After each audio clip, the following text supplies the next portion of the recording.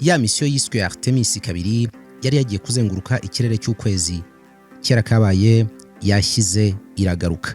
Hari abahanga mu by'ikirere n'isanzure Astronaut 4 bagize itsinda riri gukurikiranwa cyane kurusha andi yose ku isi yo muri iki giciro kuva mu bihe bya Apollo. Nibo biremwa muntu bya mbere byageze ku kwezi guhera mu myaka 50 ishize. Abagiye muri Apollo nibo biremwa muntu bya mbere byageze ku kwezi guhera mu myaka 50 ishize. Aba biyemeje guharura inzira izafasha ibisekuru bizakurikiraho ku buryo noneho kujya ku kwezi bizajya bari ibintu byoroshye cyane ku bazashobora kwishyura ikiguzi gihanitse cyashyirwaho kugira ngo abantu bahagere. Abangaba bane bari kugarukaho cyane banarangije misiyo yabo. Mu by'ukuri barabikora nka siyansi yoroheje cyane wagira ngo no kwishimisha. Aba bahanga barimo abasirikare batatu ba NASA bayobowe na Reid Weissman wahagurukanye na Victor Glover na Christian Koch. Uwa kane ni Jeremy Hansen mu kigo cya Canada cyitwa Canadian Space Agency. Urugendo rwabo rwasabye gufata umwanzuro wa gisirikare urimo no kwitegura ko ibintu byose bishoboka harimo no kubitakarizamo ubuzima. Mbere yo guhaguruka babanje gusezera ku nshuti zabo n'abavandimwe. Aba ntabwo ari abahanga cyangwa abashakashatsi gusa, ahubwo n'abagore n'abagabo bafite ingo batunze, n'ababyeyi b'abana. Ni urugendo rw'ubutwari mu by'ukuri, ni na ngombwa kwitegura ingaruka zose zishobora kuba muri ibyo ngibyo hamwe no gusezera ku miryango yabo nk'aho batazagaruka. Bagarutse rero nyuma y'iminsi 10 mu isanzure. Mu byo bari bitwaje hari harimo utuntu tw'urwibutso turimo amafoto y'abagize imiryango yabo, udukomo bahawe nabo bashakanye mbere yo guhaguruka, n'ibindi bigaragara nk'ibimenyetso bya nyuma umuntu yahabwa mbere y'uko asezera ku isi agihumeka. Muri ibyo harimo na Bibiliya. Mu mashusho ya NASA yo kwamamaza urugendo, buri umwe hari ijambo yavugaga. Koch ati twiteguye, Hansen ati kujya, Glover ati ku kwezi, uwa nyuma ni Weissman ati kubw'inyungu z'abantu bose. N'ubwa mbere umugore yaragiye kuzenguruka ukwezi, n'ubwa mbere umwirabura nawe yarageze kuri urwo rugendo. Bwari n'ubwa mbere umuntu utari umunyamerika agiyeyo. Uru rugendo cyangwa operation yose yahawe izina rya Artemis kabiri. Rwagenze gute kugira bagarutse? Ngo haye ikaze muri Artemis. Twinjiye mu cyogajuru cyajyanye Astronaut 4 kuzenguruka ikirere cy'ukwezi, ujyanye na Gentil Gedeon Official. Mu mateka mashya y'ubushakashatsi bwo mu isanzure, ikigo cy'abanyamerika gishinzwe iby'isanzure NASA cyashimiye yuko abahanga bacyo bageze mu isi amahoro bavuye mu kuzenguruka ukwezi mu butumwa bw'iswe Artemis kabiri. Aba bahanga bahagurutse ku isi ku itariki ya mbere y'ukwezi kwa kane, bagaruka ku mugoroba w'itariki ya 10 nk'uko byari biteganijwe. Aba bagenda juru n'abatembera kirere bane bivugwa yuko bageze ku isi amahoro, bagwa mu mazi, barangiza urugendo rw'amateka bari batangiye.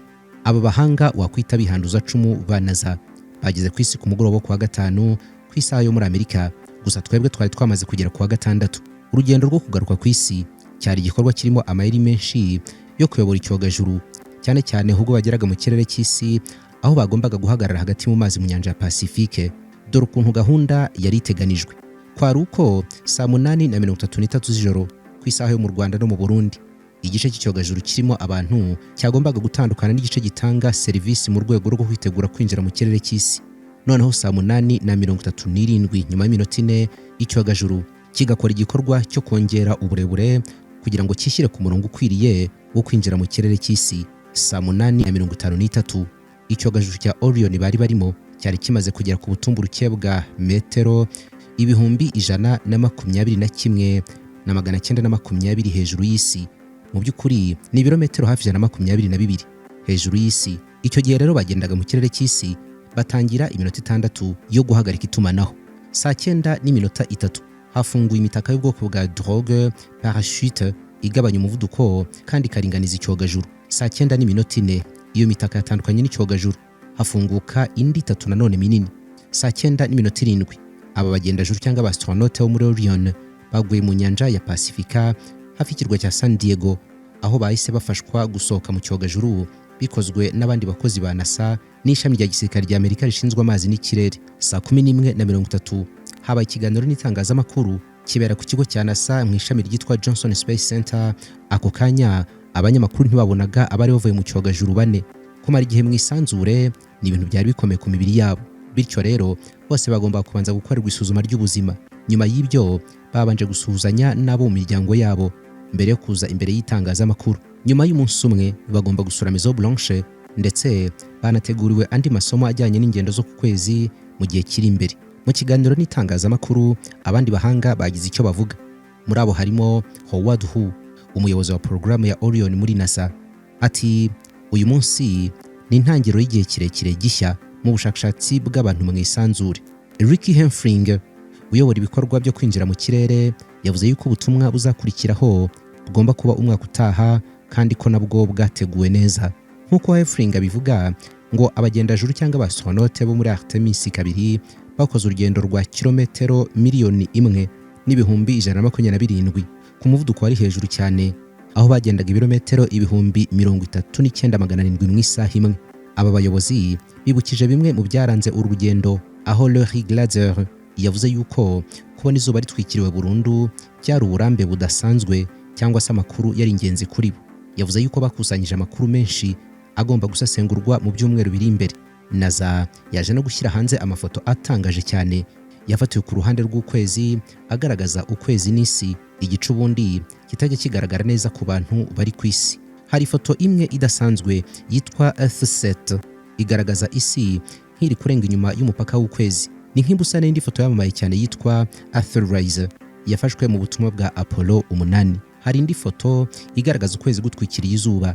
Igitangaje nuko abakozi babonye izuba ritwikiriwe burundu mu gihe kingana n'iminota 58 ubwo banyuraga inyuma y'ukwezi gatoya.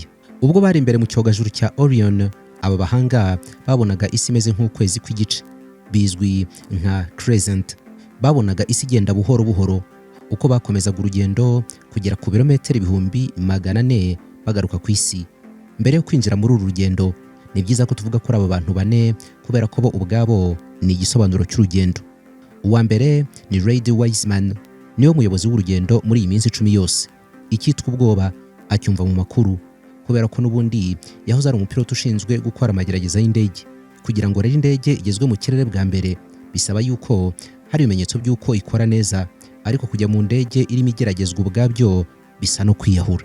Yakoraga amagerageza y'indege zigomba kurinda abarwanira mu mazi b'Abanyamerika, nyuma aza guhinduka umuhanga mu bushakashatsi bwo mu kirere no mu isanzure, ni ukuvuga Astronaut. 2014 yamaze amezi 6 mu cyogajuru cya International Space Station, aho yarashinzwe kuba umutekinisiye w'urugendo, flight engineer, mu rugendo rwiswe Expedition 40. Wiseman avuga yuko nta kintu akunda nko kuguruka, ariko ngo iyo asubiye ku isi hari igihe abitekerezaho akumva agize akantu kakoba. Niwe wayoboye urugendo bakoreshagamo icyogajuru cya Orion. Iki ni ubwa kabiri cyari gikoze urugendo rujya ku kwezi. Icyakora bwari ubwa mbere abantu bagiye kuzenguruka ukwezi kuva mu myaka irenga 50. Uyu mugabo yavukiye Baltimore mu mujyi, neza muri Maryland. Kubw'ibyago yapfushije umugore mu 2020 azize kanseri, amusigira abakobwa 2 b'abangavu. Asobanura ko gusigarana inshingano zo kuba umubyeyi rukumbi byamubereye ikibazo gikomeye cyane kurusha ibindi byose yahuye nabyo mu buzima, ariko kandi ngo byamuhaye umukoro ukomeye wo kuba intwari kurushaho. Mbere yo gufata umwanzuro wo kujya muri uru rugendo rwa Orion, ntiyigeze ahisha abana be iby'urugendo rurimo ibyago byinshi kubera yuko hari harimo no kubura ubuzima. Yarabanje arabicaza arababwira ati, iyo turi kuganira mbere ibintu byose nkababwira nti ahangaha niho inyandiko z'uburenganzira bw'ibintu byacu zibitse, ahangaha niho inyandiko z'amabanga zibitse, nkabereka ibintu byose, nihagira ikintu kimbaho muzitware gutya. Ati byo ni igice cy'ubuzima. Avuga ko yifuza yuko imiryango myinshi yajya yicara hamwe bakagirana ikiganiro nk'icyo, kubera ko n'ubusanzwe nta muntu ubazi ikizaba ku munsi w'ejo bucya bucyana ayandi. Asanzwe ajya mu ngendo nyinshi nk'izo zirimo ibyago byinshi. Ni nawe wamaze amezi 6 ari umwunganizi w'urugendo mu kigendajuru cya International Space Station mu rugendo rwacyo rwa Expedition 41. Kuri inshuro noneho niwe wari umuyobozi w'urugendo rwa Artemis 2. Icyakora ngo ntifuza yuko Artemis 2 rwaba nk'urugendo rw'ubutumwa bwe bwite cyangwa wenyine. Ati iyo ndebye Victor twajyanye, hareba Christine na Jeremy, ubona ko bose bashakaga gukora ubwo butumwa, bafite ubushake bukomeye kandi bifuza kwicisha bugufi ku rwego rwo hejuru. Birashimishije cyane kubana nabo rero. Ati nizera ko mu myaka myinshi iri imbere urugendo rwacu ruzafatwa nk'intambwe nto iganisha abantu kuzajya gutura ku kwezi, kandi amaherezo bizageraho tugere no kuri Mars. Hari ibintu by'umwihariko ikigo cya NASA cyemerera abantu bari mu cyogajuru bagiye kujya mu rugendo. Kimwe na Komanda Wiseman, buri wese ubishaka atwara agatabo gato mu ntoki kugira ngo ajye yandikamo ibitekerezo bye byose mu gihe ari mu rugendo. Umuntu wa kabiri muri uru rugendo ni Christina Koch, umugore w'inzobere mu butumwa nk'ubu ngubu, ni n'umuhanga mu bugenge na engineer byahamye. Mu bihumbi 2013 niho yatangiye ibyo kuguruka mu isanzure, aza gushyiraho agahigo k'urugendo rurerure kurusha izindi rwakozwe n'umugore mu isanzure. Icyo gihe yamaze iminsi 328 mu kigendajuru cya International Space Station mu bihumbi 2019. Muri urwo rugendo Christina Koch yanagize uruhare mu gutuma abagore batembera mu isanzure bwa mbere. Avuka ahitwa Grand Rapids muri Michigan, ariko yakuriye muri Carolina y'Amajyaruguru.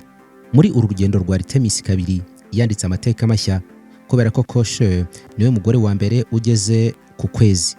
Inzozi ze zo kuba umwe mu bakora urugendo rwa Artemis 2 zatangijwe n'ifoto. Kuva akiri umwana yarebaga ifoto igaragaza umubumbe w'isi iri kuzamuka hejuru y'ukwezi. Iyo foto yari imanitse mu cyumba cye, ikabizwi ku izina rya Earthrise. Yafashwe na Billy Angels mu rugendo rwa Apollo 8. Gukura areba iyo foto mu cyumba cye byagize uruhare mu gutuma afata umwanzuro ukomeye cyane wo kuzaba umu astronaut. Avuga yuko yatunguwe no kumva iyi foto yarafashwe n'umuntu wageze ku kwezi. Ati kubiri ya foto yarafashwe n'umuntu byatumye igira ibisobanuro byimbitse cyane kandi hindura ukuntu twatekerezaga isi yacu.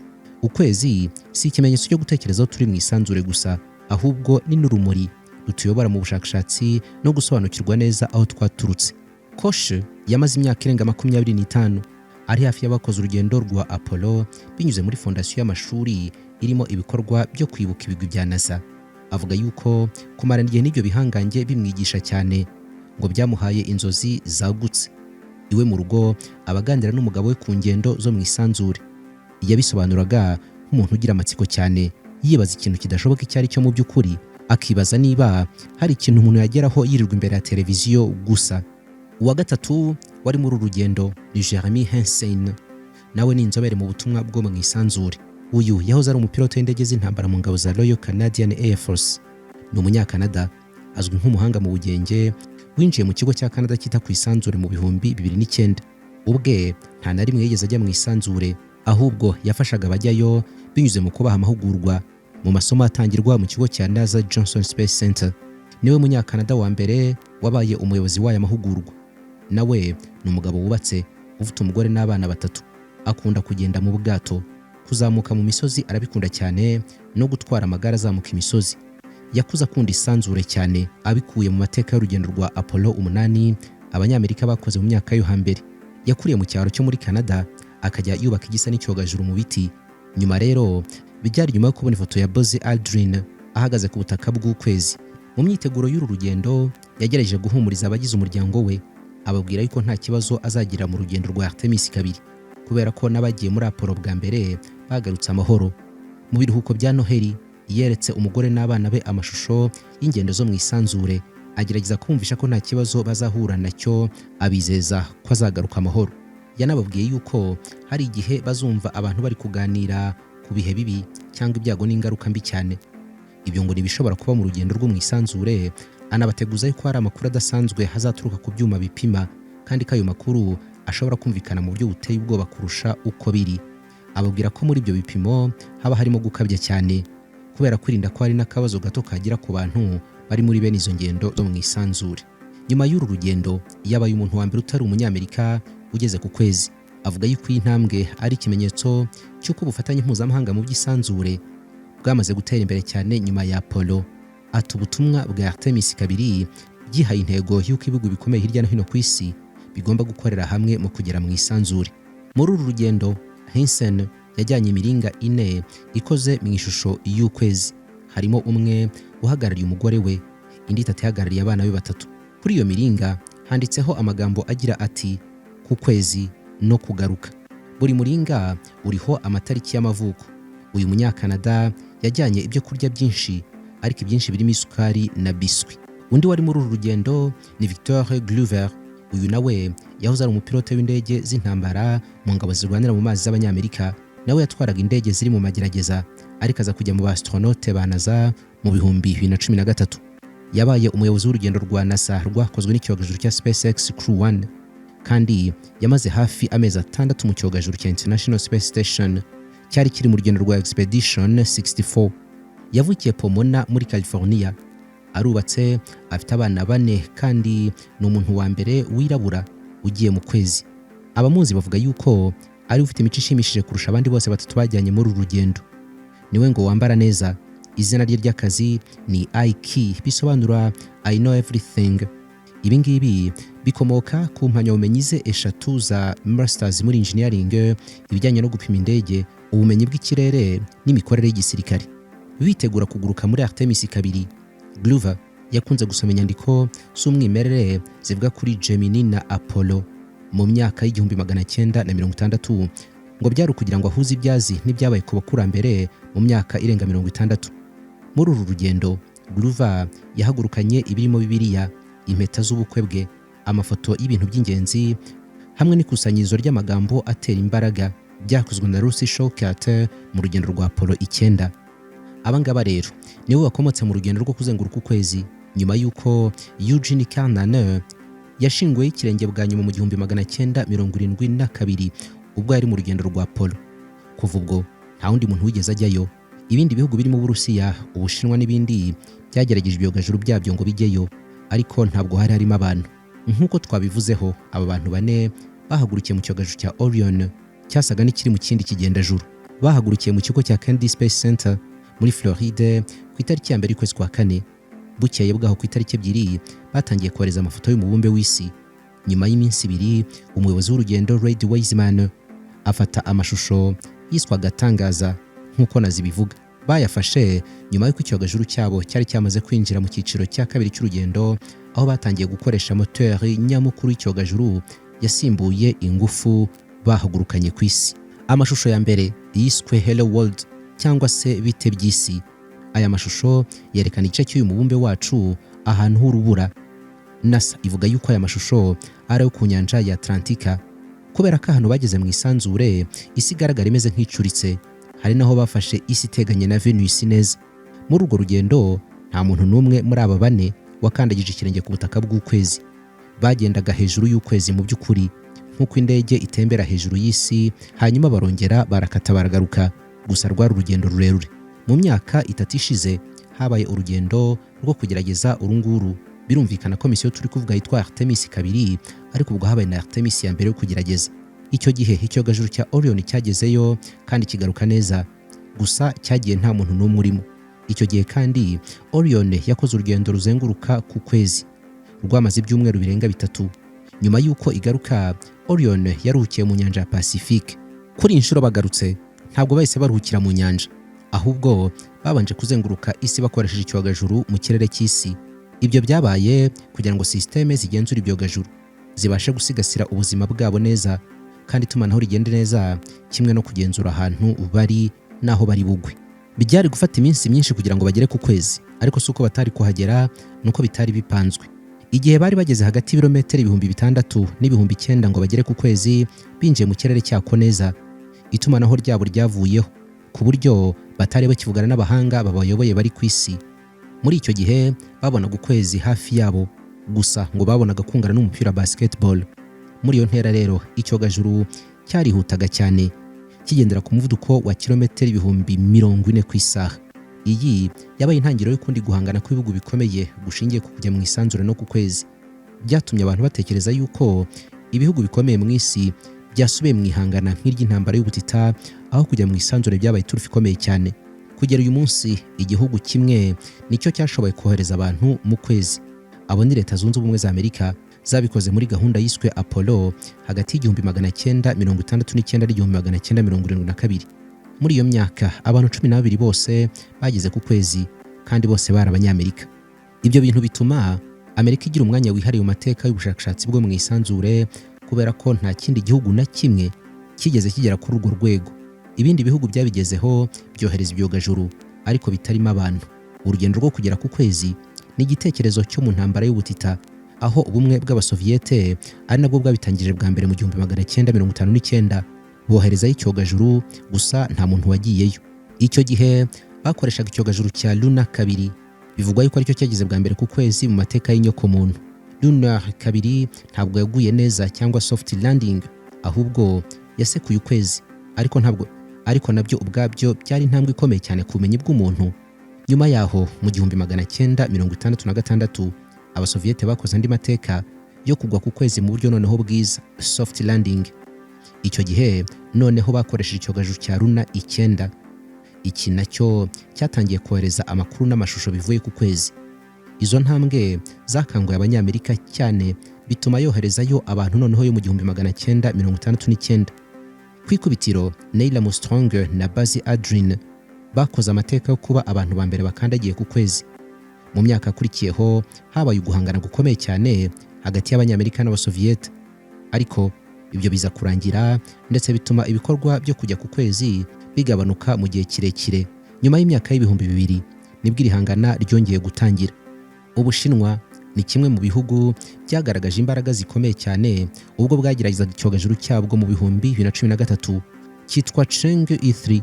Abangaba bakoze agashya ko kuba icyogajuru cyabo cyaragoye ku ruhande rutarebana n'isi, ibintu bitari byarigeze bikorwa mbere.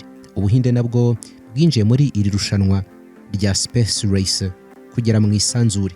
Mu 2023 Ubuhinde bwohereje icyogajuru cyitwa Chandrayaan 3 kigera mu majyepfo y'ukwezi ahakekwa yuko hari amazi mu buryo bw'urubura.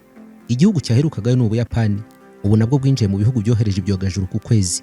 Hari kandi n'ibindi bigo mpuzamahanga kimwe n'ibihugu byohereje ibyogajuru byazengurutse ukwezi cyangwa se bikagerageza kugerayo. Muri ibyo harimo n'ikigo cy'Uburayi gishinzwe iby'ikirere cya ESA. Israel na Emirati Zunze Ubumwe z'Abarabu nabo bakoze nk'ibi ngibi, nubwo bimwe muri ibyo byogajuru bitagize ku ntsinzi yeruye ngo bizane amakuru cyangwa bikora agahigo kuri ibyo bihugu, ariko baragerageje. Reka dusoreze ku miterere y'icyogajuru cya Orion cyari muri misiyo ya Artemis 2. Iki cyogajuru gifite umutwe wacyo umeze nk'agasongero k'igisasu. Iki gice gito cyane gisongoye hejuru nicyo kijyamo Astronaut bakicaramo.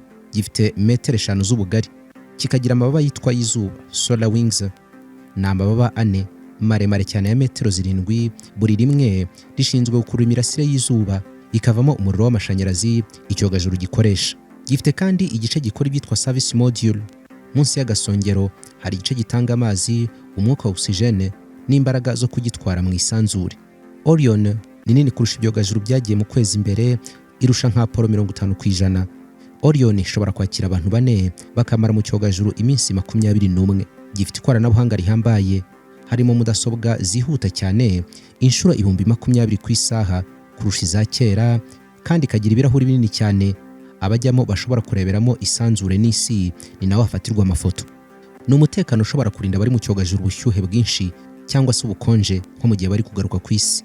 Ni icyogajuru cyubatse ku buryo kidashobora guhungabanya ubuzima bw'abakirimo, nubwo bwose bagaruka bakabanza gukorerwa ibizamini by'ubuzima mbere yo kwinjira mu bantu. Abagiye muri ubu butumwa bavuga yuko basobanukiwe neza agaciro k'isi. Nk'umuyobozi w'ubu butumwa Red Wiseman avuga yuko urugendo rwamufashije kwibuka ku isi ari umubumbe mwiza cyane kandi ufite umwanya wihariye mu isanzure. Asaba abantu bose kurinda isi uko bashoboye. Bavuga kandi yuko bamenye neza imiterere y'ukwezi. Abari muri iki cyogajuru bose uko ari 4 bavuze ko bishimiye kure imiterere y'ukwezi bakuri hafi bakareba ubuso bwako, ndetse ibice by'inyuma by'ukwezi bitari bizwi neza, far side, bitakunze kugaragara kuri iyi nshuro byaragaragaye byose mu mafoto mashya. Hari icyizere cyo gukomeza ubushakashatsi nk'uko byatangajwe na Victor Louver, yari n'umupilote w'icyogajuru. Yagaragaje yuko ubu butumwa bwerekanye ko nta kintu abantu badashobora kugeraho igihe bashyize hamwe birengagije inkomoko cyangwa se ibindi batandukanye byose. Ni ubutumwa bwazanye amakuru y'ingirakamaro cyangwa data. Ibyinshi byerekana uburyo icyogajuru cya Orion gikora, imikorere y'urukuta rurinda ubushyuhe n'uburyo umubiri w'umuntu witwara mu isanzure rya kure, bigafasha mu gutegura neza ubutumwa bwa Artemis 3 buzakurikiraho, kandi bivugwa yuko buzaba mu mwaka utaha. Ubu butumwa bwasigiye abashakashatsi uburyo bushya bwo kureba ukwezi. Ababugiyemo babonye ibice by'inyuma bitari bisanzwe bizwi. Mu gihe icyogajuru cyanyuraga hafi y'ikidendezi cya Oriental Basin cyangwa Basin Orientale, ngo babonye ko amaso y'umuntu ashobora gutahura amabara n'imiterere y'ubutaka ikoranabuhanga rya kera ritashoboraga kubona. Babonye kandi ibimenyetso by'ibicagagure by'imibumbe byuzuye mu kirere cy'isi bishobora no gusekura isi mu gihe cya vuba ahangaha. Banabona yuko muri ibyo bishwangi by'isi harimo n'ibishobora gusekura ku butaka bw'ukwezi. Abashakashatsi bakoresheje akantu gato cyane kitwa chip wagereranya n'akantu kangana urwara katagaragara. kwari kugira ngo barebe imirasire y'izuba mu isanzure n'uburemere buke cyangwa se microgravite, ukuntu bishobora kugira ingaruka ku buzima bw'umuntu. Ibi ngibi bigomba gufasha mu kuvura indwara za kanseri igihe bazaba bagarutse ku isi. Banamenye kandi imikorere y'urukuta rurinda ubushyuhe, ibyitwa heat shield.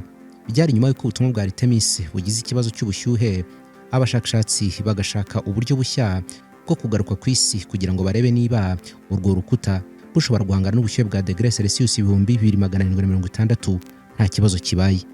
Abashakashatsi kandi bamenye uburyo bushya bwo kubaho mu cyogajuru, urugero nk'uburyo bwo gukoresha umusarani cyangwa se nanone kunywa amazi n'ibindi. Andi makuru menshi babonye najyanye n'ubwira kabiri bw'isi cyangwa se ubw'izuba. Bavuga yuko bari mu kirere cy'ukwezi mu cyogajuru, bavuze yuko bashoboraga kubona isunikana ry'ukwezi n'urumuri rw'izuba mu buryo budasanzwe. Nka Victor Gruver avuga yuko ngo byari ibintu bitangaje cyane bishobora gufasha mu kwiga imiterere mishya y'ingendo zo mu isanzure. Turabashimiye cyane rero, nimugire ibihe byiza mwese. Ubushakashatsi nk'ubu ngubu burakomeza kandi amakuru yabwo azagenda ajya hanze tuzabagezaho. Abashakashatsi nibwo bakiza, mu minsi mike andi makuru yose ajyanye n'uru rugendo azajya hanze. Imboni TV, imboni ya rubanda.